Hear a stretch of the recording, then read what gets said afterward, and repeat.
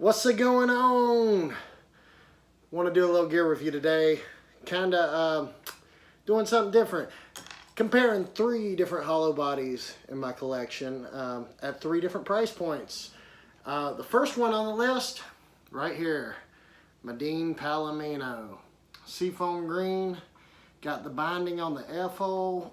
See that? Binding on the front and back. Binding on the neck. Got the nice abalone and pearl inlays. Grover tuners. These are the stock pickups. I just got different covers on them. I need to get a 3rd cream one. 5-way selector, master tone, master volume. This guitar is pretty heavy for a hollow body, not gonna lie. And as soon as I got it, it started getting a crack. I don't know if you can see it right there, but I believe it's just in the finish. Considering it's Chinese, it's very well made. And it definitely does its own thing with the 5-way selector. It's like a chunky Strat, so I really dig it. And I'll play it acoustically first so you can hear how it resonates and whatnot. Move this out of the way.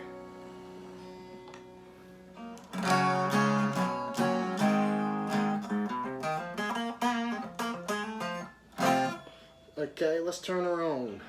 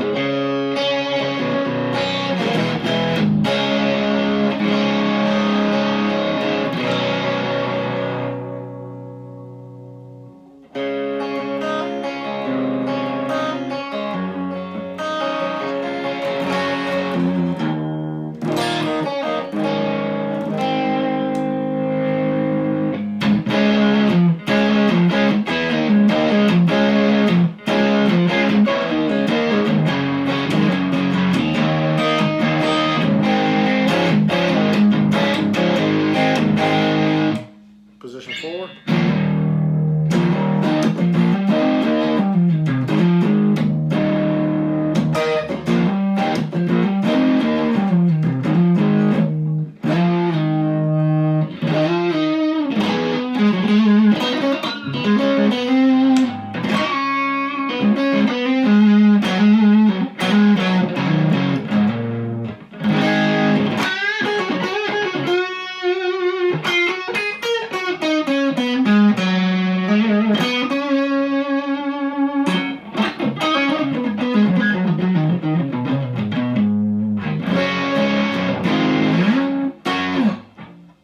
The neck on this one's very thick, by the way, too. It's the thickest neck on any of the hollow bodies I got. So there she is, Dean Palomino. These can be had from anywhere from, like, I paid $270 for this one off Craigslist to, like, I don't know, $400 maybe. They also made the Dean Colt, I believe, had 2 humbuckers, but the 3 P90s is pretty tight. So the bridge was not pinned in place from the factory, so when you're changing strings, put some tape on it, hold it in place. I just put a dab of super glue to put it in place because I paid nothing for the guitar. Very good guitar for the money, very affordable. This is the most affordable one in my collection. Hollow bodies, that is. So yeah, I highly recommend. The next one on my list, we got the Gretsch pearl inlay. Electromatic, got the thumbnail inlays on the fretboard, Fairlane blue. It's not as thick as my other hollow bodies. Got the open back tuners, they actually work really well. Not cheap. Got the Bigsby, got the Filtertron pickups, master tone, bridge volume, neck volume, master volume. The bridge is pinned from the factory, so you ain't got to worry about it moving, which is a nice little touch. The F-holes have binding on the front and back. very solid guitar. It's in the mid-range, I would say. One cool feature that I don't understand why it's not on every guitar is the strap buttons unscrew. Put your strap on there, and then screw the strap button on, and you got you a strap lock. Very good idea. I don't understand why that hasn't caught on with anybody else. But here it is acoustic.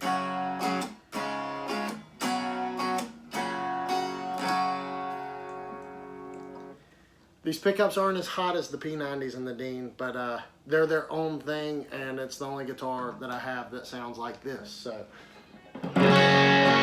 and the cool thing about a master volume is, you know, like on a Les Paul or whatnot, you roll back the volume to get a clean tone on the neck pickup, so you can flip down to the bridge and have your distortion tone all with just a flick of a switch. So like.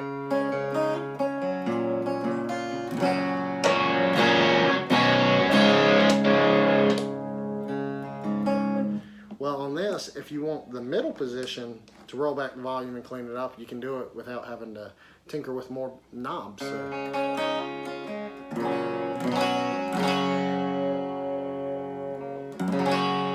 Now the build quality on this is better than the Dean, but not by a huge margin.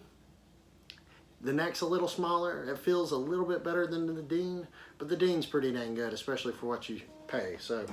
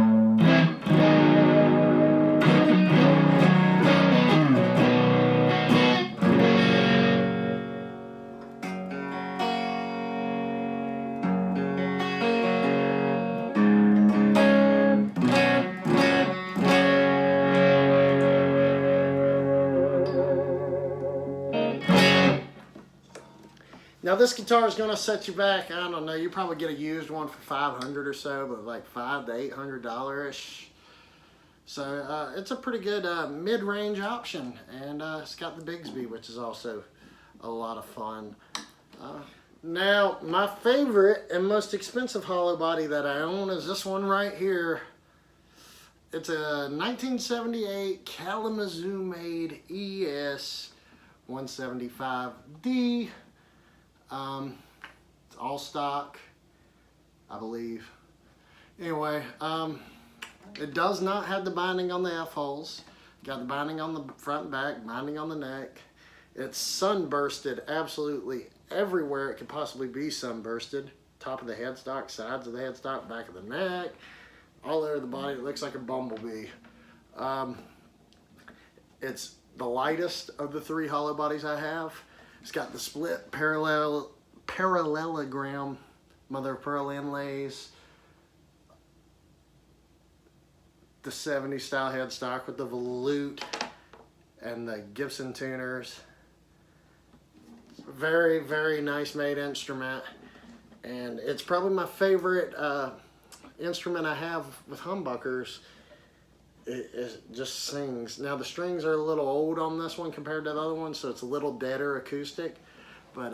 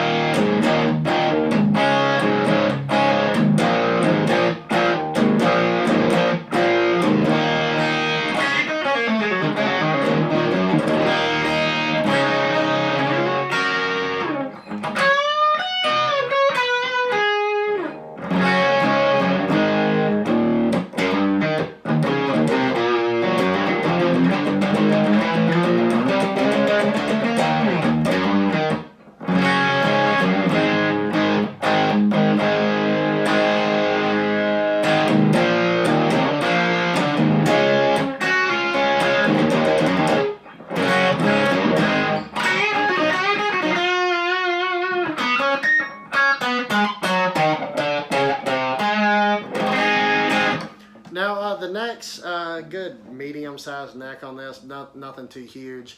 The neck on the Dean Palomino is by far the thickest, and this one's probably in the middle, and the Gretsch is probably the smallest. This thing just sings. The frets are very, very short. This is like the whole fretless Wonder era for Gibson, so it's kind of hard to play leads on it sometimes, but sometimes it helps me play a little bit faster because I'm a sloppy, clunky player. But it's very comfortable for chords, and it just...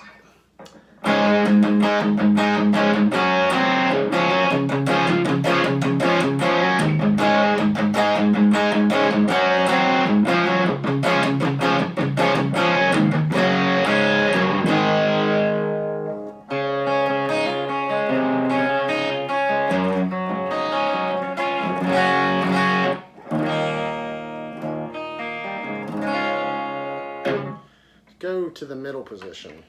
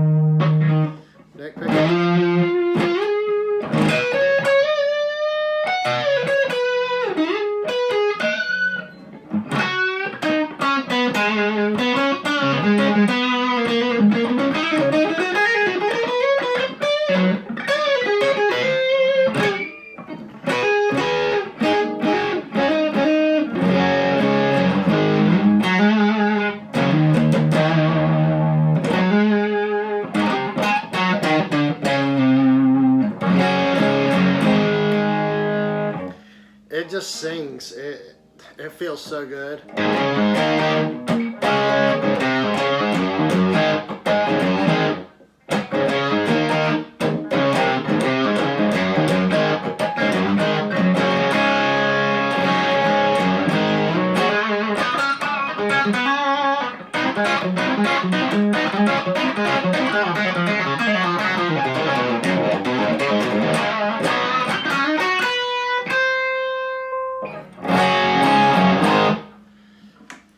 One of these is going to run you anywhere from like 2 to low 3s maybe. I think some are on reverb for like 25 plus like 300 shipping or something. So look like mid to high 2s, low 3s. ES 175D. Very, very, very fun guitar to play. It just sings, and any of these guitars I highly recommend, and there's one on every price point, so there's no excuse for you to not go pick one up and start doing your best Ted Nugent impression. So today's music suggestion is going to be by a band called the Tough Darts. Look at that fool. He was straight grilling it before it was cool. Look at those modern shades. He wasn't playing around. Got the nice and offensive back album cover. This album can best be described as like pop punk Cheap Trick meets Kiss. It's kind of bizarre. The songs are pretty dang good. My favorite's probably Head Over Heels. Highly recommend that song. Give this whole album a listen. It's pretty quirky. If you're looking for something different that's still rock, but like you're tired of hearing the same old, Tough Darts. Check it out. Anyway, that's about all for today. Later, fools.